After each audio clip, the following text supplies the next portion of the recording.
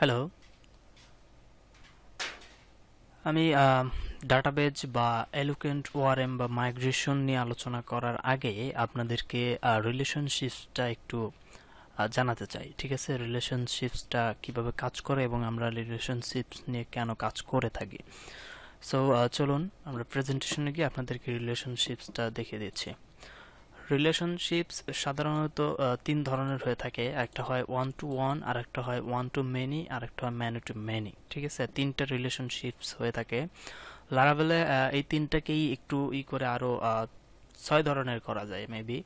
যেমন one to one, one to one reverse, আবার one to many reverse.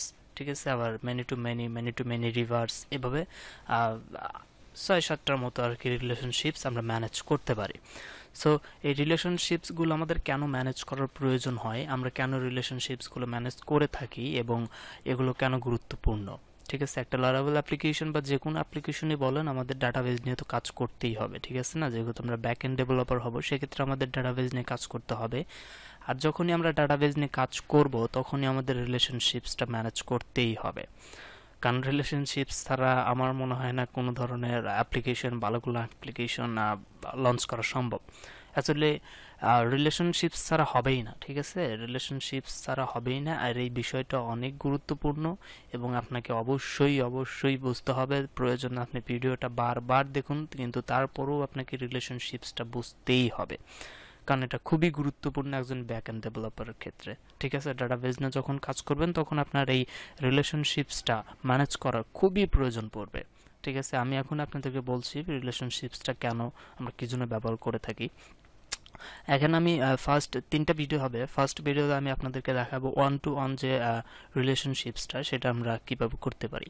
এখানে আমাদের ফার্স্ট অফ অল যেটা রয়েছে, আমি আপনাকে একটু থিওরিক্যাল বোঝাচ্ছি।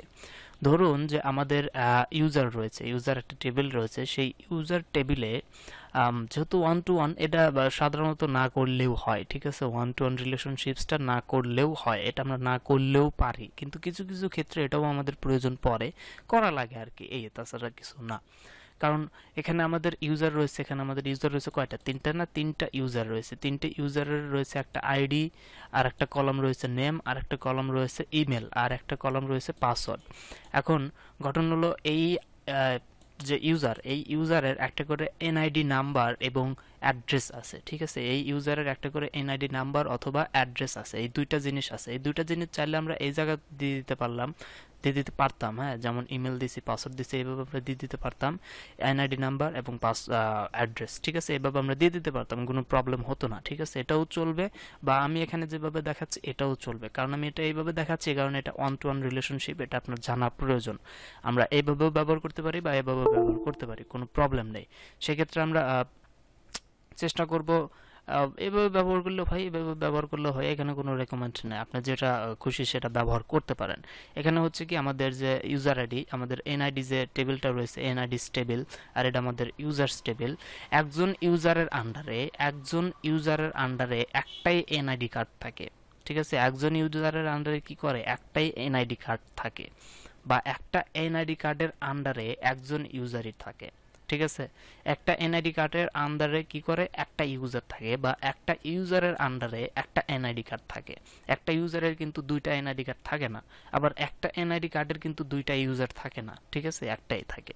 সেক্ষেত্রে আমরা কি করব, আইডি নাম্বার 1, ইউজার নেম হচ্ছে এমডি শামীম রেজা, ইমেল হচ্ছে shamim@gmail.com, পাসওয়ার্ড হচ্ছে পাসওয়ার্ড 123। ঠিক আছে, এখন আমাদের এনআইডিস টেবিলে এটা আইডি রয়েছে, এটা অটো ইনক্রিমেন্ট আইডি, আর এখানে রয়েছে ইউজার আইডি। এই ইউজার আইডিটা কি মিন করতেছে, ইউজার আইডিটা মিন করতেছে ইউজার, এই যে ইউজারটা রয়েছে না, এই ইউজারটা এই ইউজার্স টেবিলকে রেফারেন্স করতেছে। ঠিক আছে, এই ইউজারটা রেফারেন্স করতেছে এই ইউজার্স টেবিলকে, এবং আন্ডারস্কোর আইডি যেটা রয়েছে, সেই আইডিটা রেফারেন্স করতেছে এই ইউজার্স টেবিলের যে আইডি, অটো ইনক্রিমেন্ট যে প্রাইমারি কি, সেই আইডিকে রেফারেন্স করতেছে। তাহলে আমরা কি বুঝলাম, ইউজার আইডিতে বোঝাচ্ছে এই যে আমরা ইউজার আইডি এখানে কত দিছি, 2 না, তাহলে এই 2 নাম্বার, এই 2 নাম্বার কোনটা, এখানে দেখেন তো আইডি নাম্বার কত আছে, ইউজার্স টেবিলের আইডি 2, এই 2 নাম্বারে কোন ইউজার আছে, মোহাম্মদ আলী আছে, তাই না? তাহলে এখানে এই ইউজার্স মানে কি বোঝাচ্ছে, ইউজার আইডি 2 মানে কি বোঝাচ্ছে, এখানে মোহাম্মদ আলী, তাই না? এই মোহাম্মদ আলীর সরি, এই মোহাম্মদ আলীর কি, mohammadali@gmail.com, দেন পাসওয়ার্ড MDE, ঠিক আছে এটা।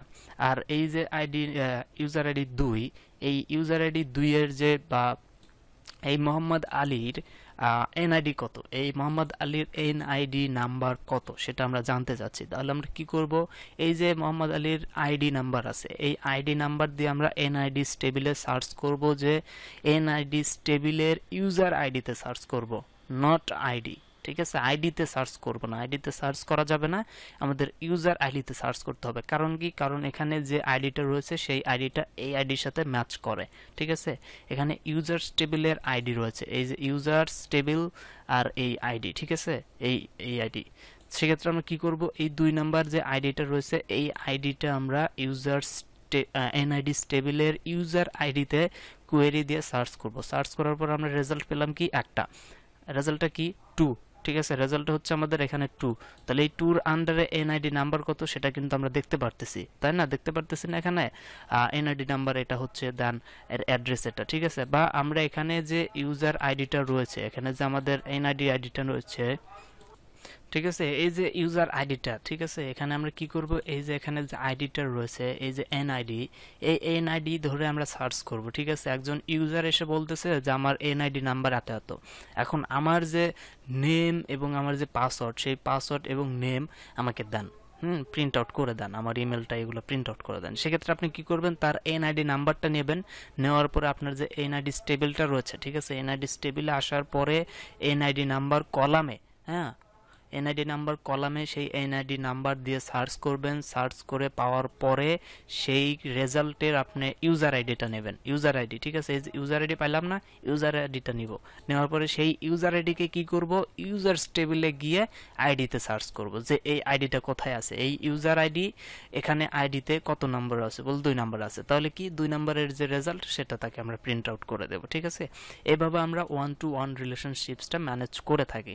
এখন হয়তো বা অনেকেরই প্রশ্ন আসতেছে যে ভাই আমরা এত জটিলতার মধ্যে কেন যাব, হ্যাঁ, আমরা এত জটিলতার মধ্যে কেন যাব, আমরা তো এই কলামগুলো, এই এনআইডি নাম্বার, অ্যাড্রেস, এগুলো আমরা এই জায়গাতেও দিতে পারতাম না, অবশ্যই দিতে পারতাম, কিন্তু এটা কিছু কিছু সময় সেটা আপনিই বুঝতে পারবেন যখন প্রজেক্ট করবেন, তখন আপনি বুঝতে পারবেন যে কিছু কিছু সময় আপনাকে 1-to-1 রিলেশনশিপসটাও ম্যানেজ করার প্রয়োজন হয়। আপনি চাইলেও কিন্তু একই টেবিলে সেগুলো রাখতে পারবেন, কিন্তু তারপরেও আপনাকে এগুলো ম্যানেজ করার প্রয়োজন হয় কিছু কিছু সময়। সেটা আমি এখন স্পেসিফিকভাবে আপনাকে বলতে পারছি না, কারণ এটা প্রজেক্টে না যাওয়া পর্যন্ত আসলে বলা খুব কঠিন। এভাবে আপনি কাজ করতে পারেন। আমি জাস্ট আপনাকে একটু ধারণা দিয়ে দিলাম যে আসলে 1-to-1 রিলেশনশিপসটা কিভাবে কাজ করে, কারণ আমরা সামনের দিকে প্রায় রিলেশনের পরেই আমরা মাইগ্রেশন নিয়ে আলোচনা করব, লারাভেলের মাইগ্রেশন A to Z আলোচনা করব, দেন আমরা এলোকেন্ট ORM এ যাব, ঠিক আছে। সেক্ষেত্রে আমাদের কিন্তু রিলেশনশিপসটা ম্যানেজ করার প্রয়োজন হবে, সেজন্য আমি আপনাদেরকে জাস্ট রিলেশনশিপসটা একটু বেসিক ধারণা, একটু থিওরিক্যাল আপনাদেরকে বুঝিয়ে দিলাম, যেন আপনাদের কোনো প্রবলেম না হয়, ঠিক আছে, আপনাদের জন্য কোনো প্রবলেম না হয়।